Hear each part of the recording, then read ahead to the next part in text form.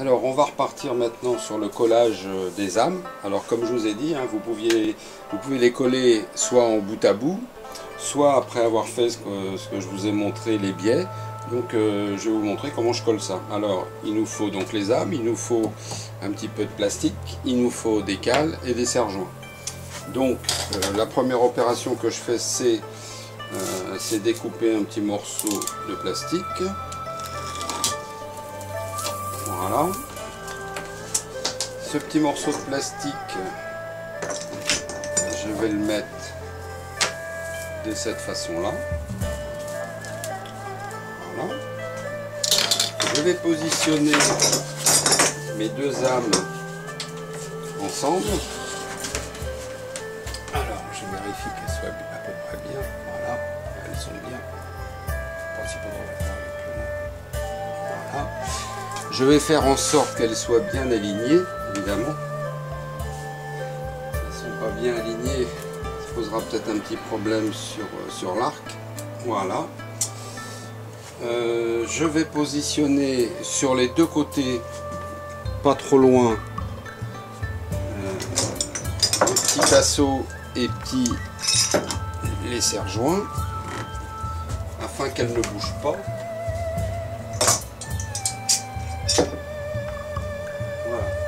Mes âmes sont bien alignées, elles sont bien jointives ici.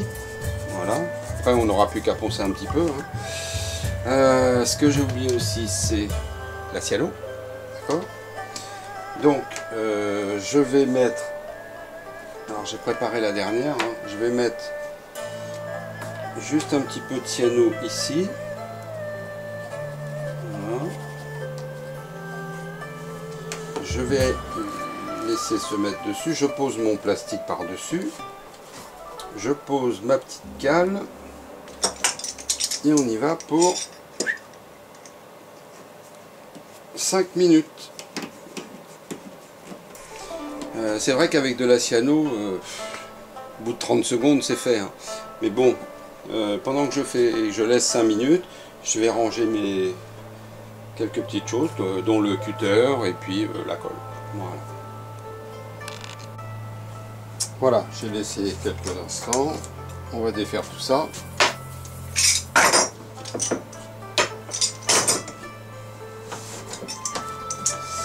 Voilà. Je vais enlever le plastique. Oups. Comme je dis, hein, c'est du direct. Donc voilà, ça risque rien, c'est collé. Hein. Donc voilà, c'est bien collé. Donc ce que je vais faire maintenant, c'est prendre une petite cale et puis enlever tout le surplus.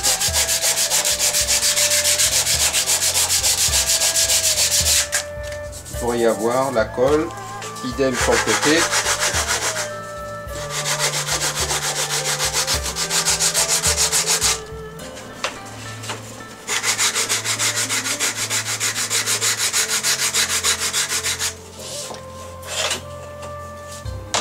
Un petit peu là, alors le bas, le haut. Si jamais je les passe, je le remettrai.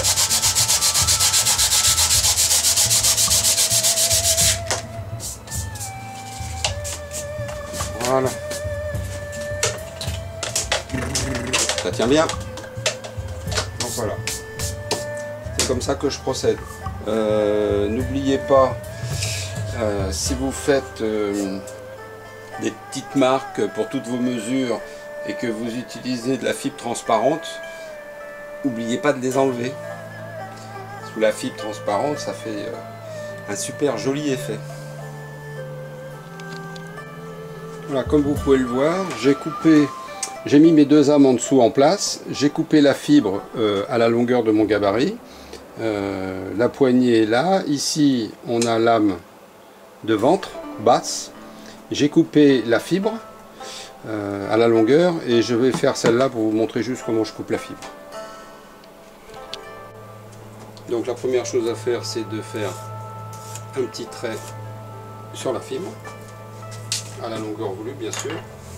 Ensuite vous prenez une petite scie à métaux, vous mettez sur le bord ici et on suit le trait. Alors, j'ai pas mis, mais mettez des gants.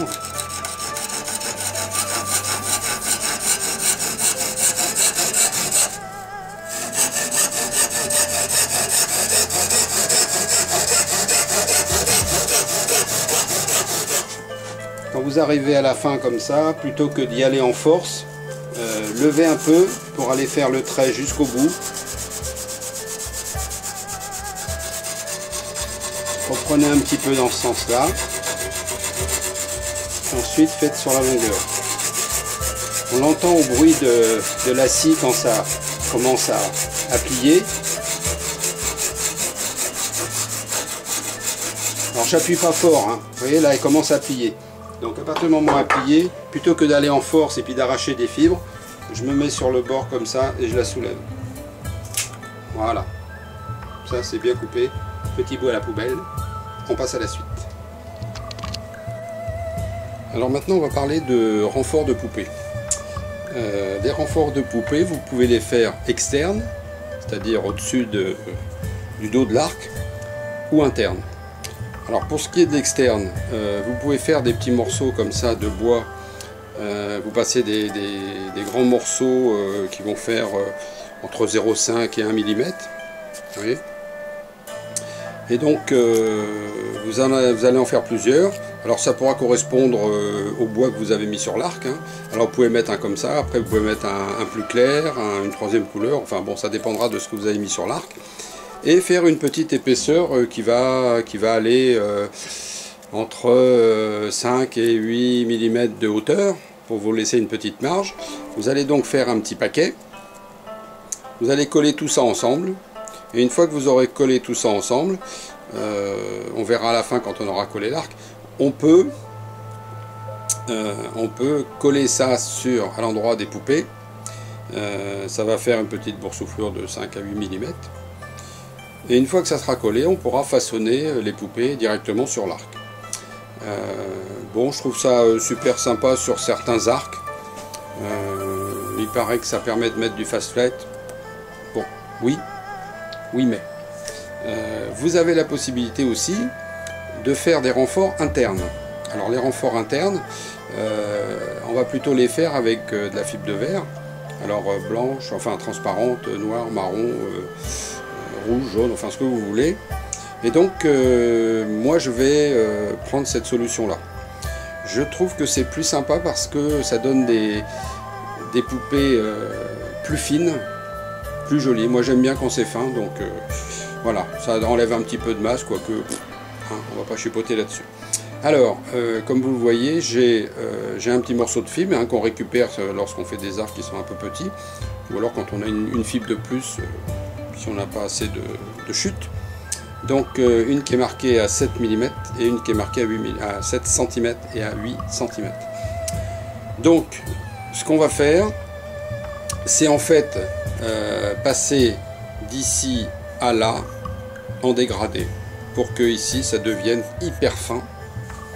Et ici pas trop épais pour pas que l'arc fasse ça serait pas très joli. Donc voilà, l'opération consiste donc à descendre ça. Alors moi je vais faire ça sur la ponceuse oscillante avec le petit morceau de bois, on va voir ça après, mais vous pouvez le faire sur d'autres choses. Vous pouvez éventuellement utiliser une petite ponceuse pas chère et à l'aide de fondu comme ça, mettre votre fibre ici et vous allez passer comme ça pour enlever petit à petit et faire l'opération que je vous ai décrite.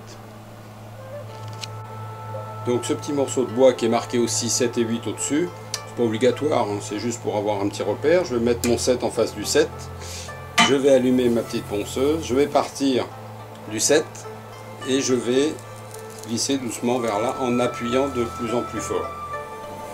Je pars très léger là et j'appuie tout doucement un peu plus fort, et ensuite je change de côté et je continue jusqu'à obtenir à partir du 7 ici, jusqu'à obtenir une belle pente qu'on verra ici et qui soit impeccable et qui soit bien transparente au bout. Donc je me prépare.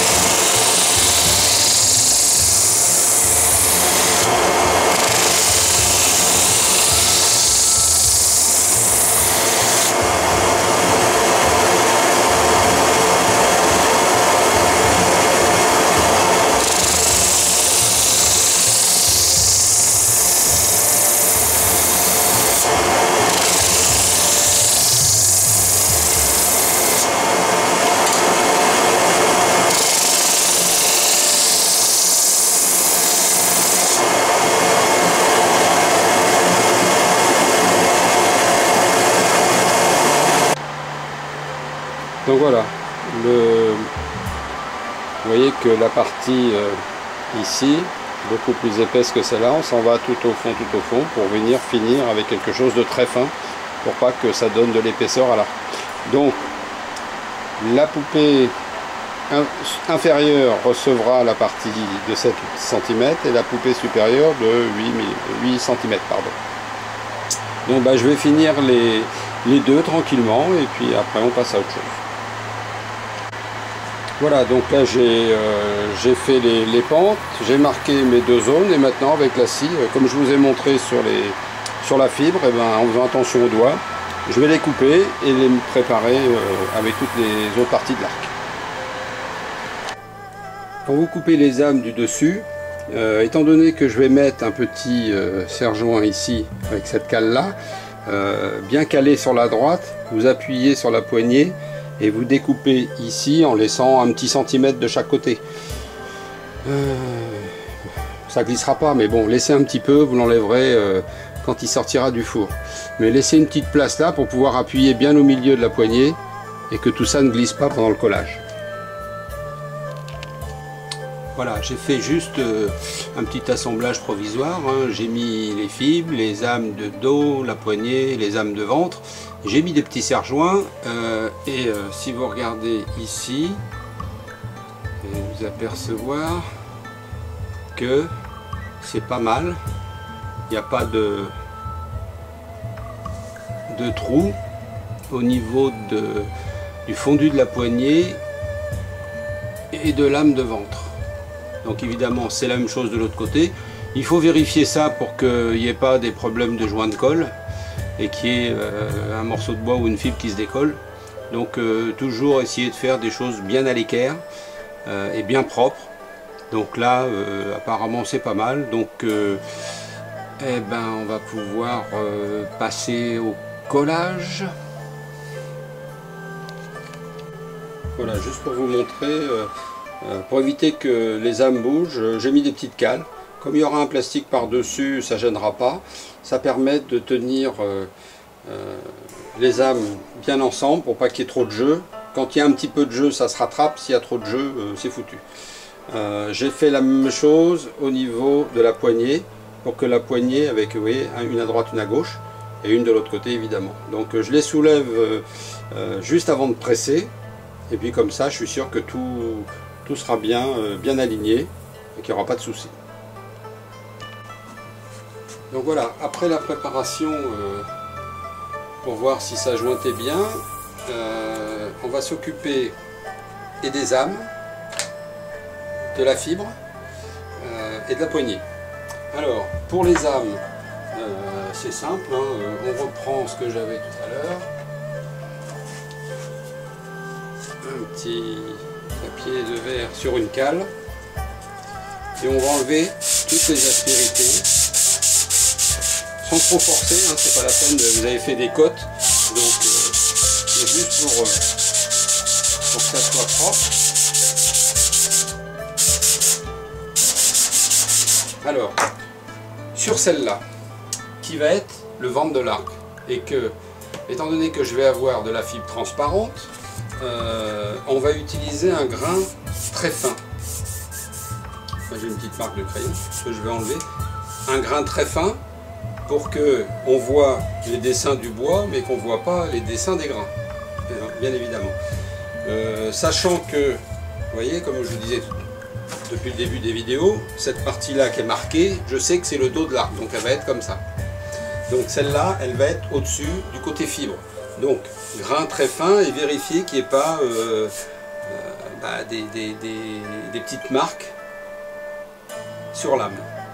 Pour ce qui est de ce côté-là, vous pouvez mettre un grain un peu plus gros, ça tiendra un peu mieux la colle. Mais de toute façon, pas trop. C'est pas la peine de faire des creux, hein. Donc, on va faire ça là-dessus. On va faire ça sur toutes les âmes, au niveau du bois. Au niveau de la fibre, on va faire exactement la même chose. Souvent sur les fibres, même de la Gordon, avec des bois qui sont qu'on utilise et qui sont foncés, on a souvent des petites traînées. D'ailleurs on les voit un petit peu là. Alors pour ça, pareil, je prends la même cale et j'essaye d'enlever les petits trous s'il y en a. Bon, on les sent pas à la main, on les voit un petit peu, mais donc le fait de poncer, ça va éliminer pas mal de choses. Du côté collage, de l'autre côté on touche pas. Ça c'est pour la fibre. Au niveau de la poignée, alors là, comme j'ai pas envie que ça se décolle et que c'est assez lisse, comme on est passé sur une ponceuse avec un grain assez fin, je me suis fait un petit machin. Hein. C'est simple, un petit morceau de bois. Vous coupez un petit morceau de lame de scie et vous la vissez dessus après avoir fait des petits trous. Et ça permet de se mettre comme ça et de rayer un peu de façon uniforme sans abîmer ce que vous avez déjà fait. Ça permet de rayer un petit peu pour que là ça colle bien. C'est pareil, hein, c'est pas des grosses dents, hein.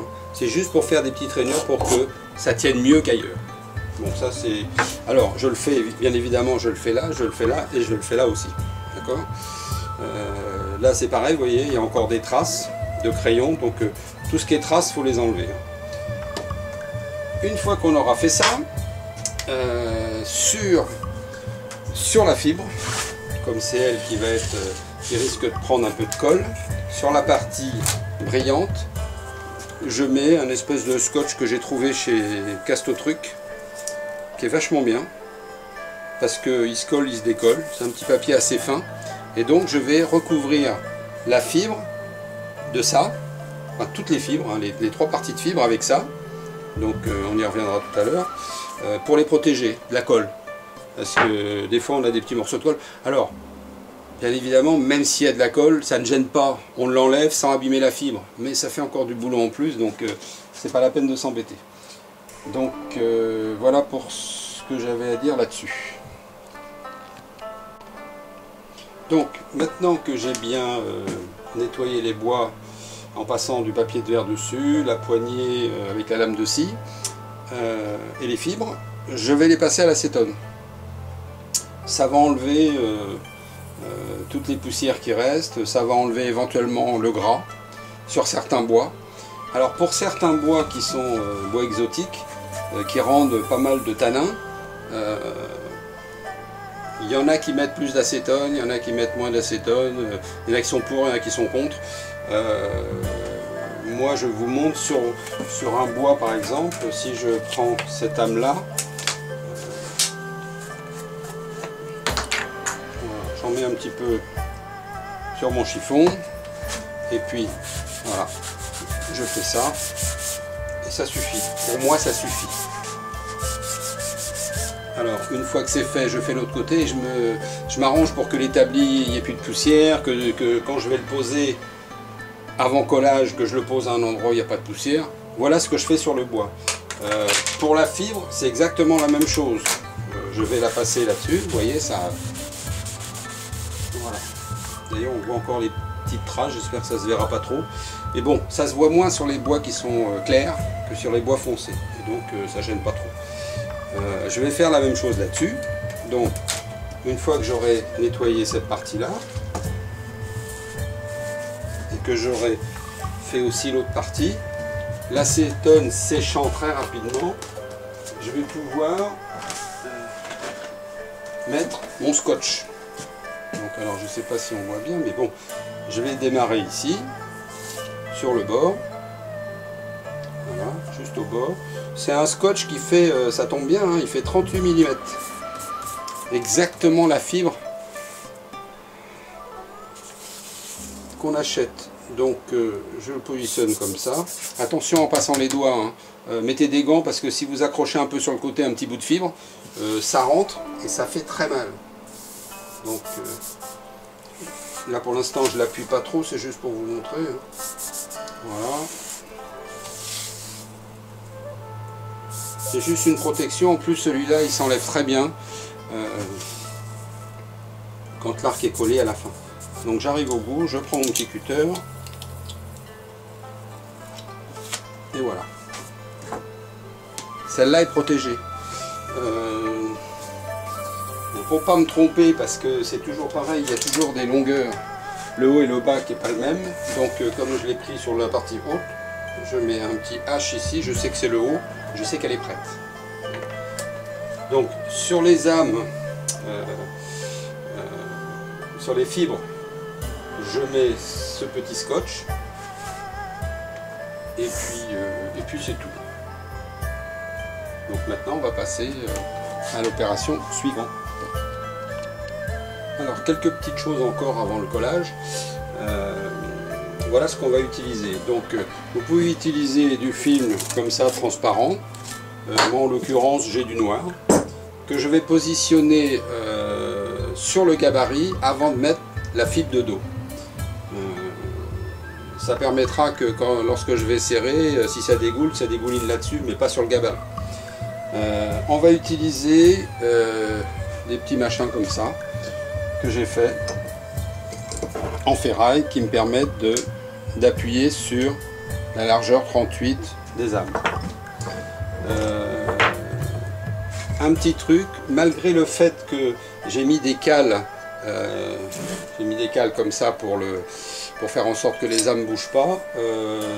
Au départ, je mettais les serre-joints du même côté, tous du même côté. Je me suis aperçu que le collage n'était pas terrible, ça appuyait plus d'un côté que de l'autre. Alors maintenant, je les mets en quinconce. Alors, il y en a qui utilisent autre chose que ça, il y en a qui utilisent, vous savez, des espèces de U là. Bon, j'avais ça avant, mais bon, c'est moins pratique, c'est moins rapide. Encore qu'on n'ait pas besoin d'aller vite pour coller.